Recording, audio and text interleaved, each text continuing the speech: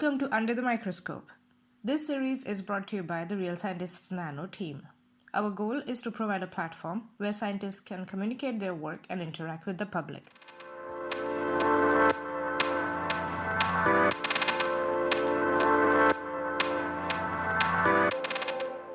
Hi everyone. Today we have with us Niklas Friedrich, who is a PhD student at a research institute in Spain called Nanographene. Hi Niklas, how are you? Hi, yeah, I'm very good. Thanks. How are you? I'm good, excited to know about your research. So let's start by understanding your research. So could you explain your work to us in super simple words, please?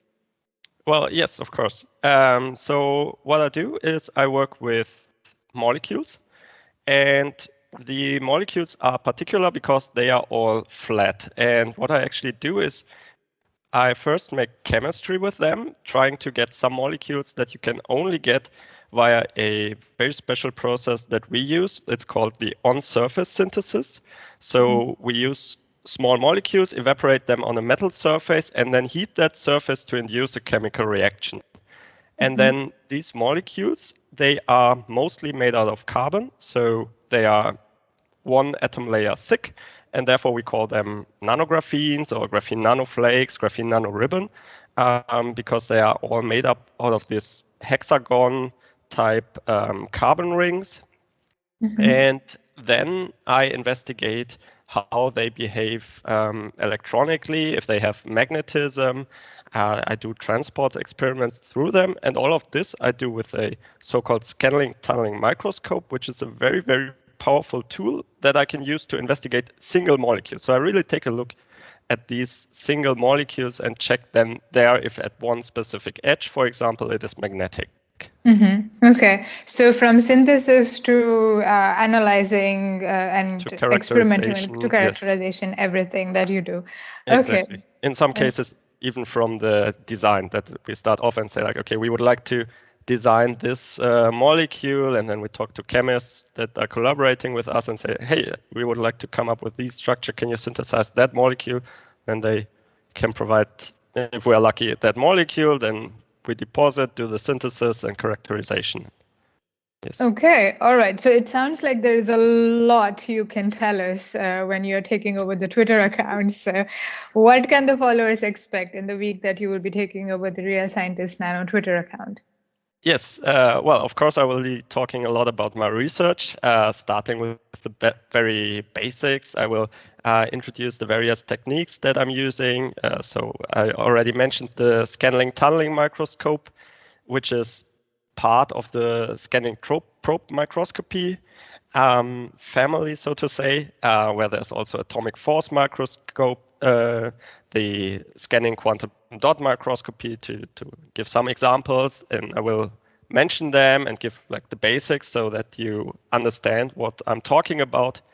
There's also some other requirements that we can work with at precision. I just said that we can take a look at different parts of one molecule. And in order to achieve that, we need an ultra high vacuum chamber. We need very good damping mechanisms. We need cryogenics because we work at liquid helium temperature. So all of that I will also mention a little bit. And then, of course, I will go into the science. I will talk about magnetism in graphene nanoribbons and graphene nanoflakes.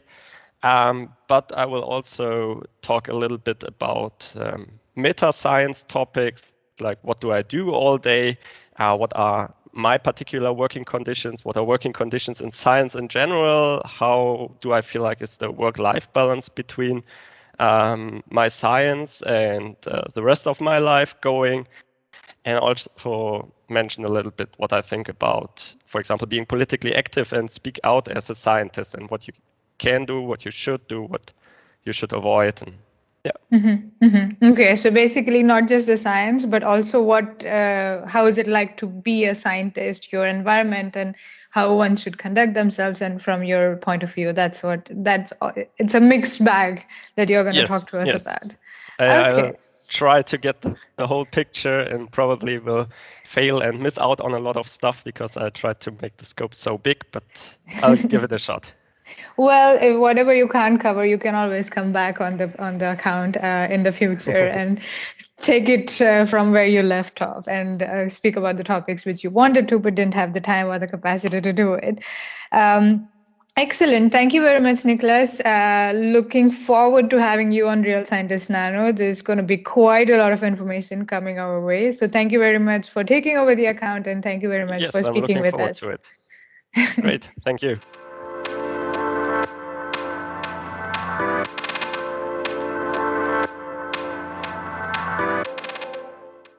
Thank you for listening.